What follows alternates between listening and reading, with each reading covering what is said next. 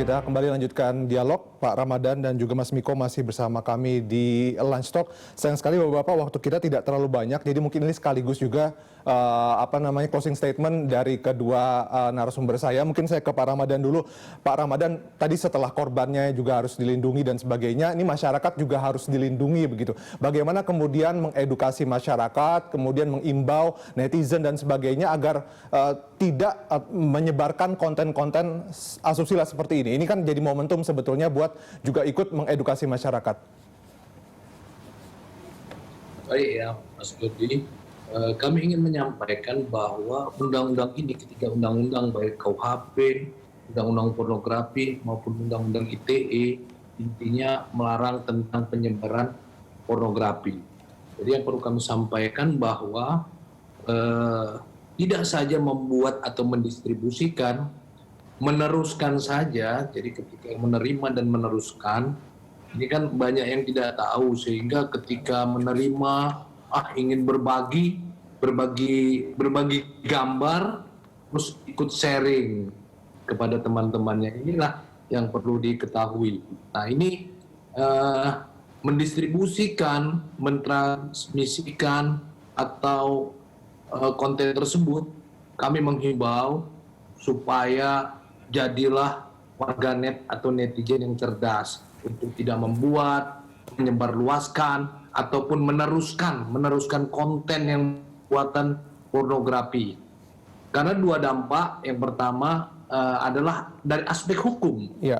Dari aspek hukum, Pak, mereka yang menyebarluaskan atau meneruskan itu, dia akan berhadapan dengan undang-undang yang saya sebutkan tadi, 3 undang-undang tadi ya, baik KUHP, undang-undang ITE maupun undang-undang pornografi. Kemudian dari aspek sosial yang kedua, warganet harus menciptakan ruang digital yang sehat untuk menghindari penyebaran konten pornografi.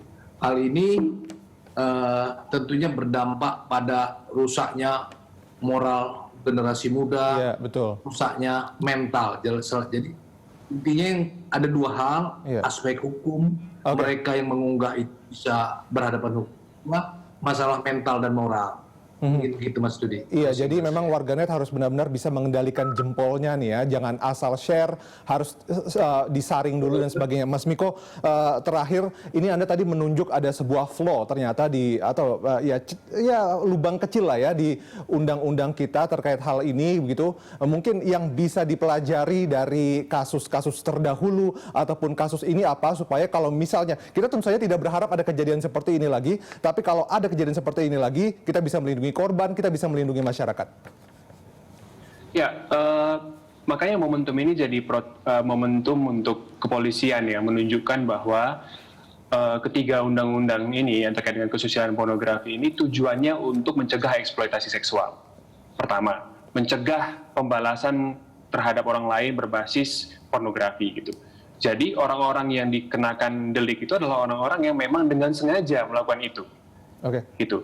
Saya bukan mau menormalkan, tapi banyak juga kan masyarakat tidak tahu, misal tadi ya mengunduh dengan punya tautan, kemudian membuka ternyata pornografi. Kalau dengan basis undang-undang pornografi, maka dia akan kena gitu. Nah, untuk itu sebenarnya kepolisian juga dalam hal ini saya mendorong tebang pilih untuk melihat sebenarnya siapa sih sebenarnya yang di belakang ini, siapa yang menyebarkan ini, yang punya mendapatkan keuntungan secara komersil dan sebagainya.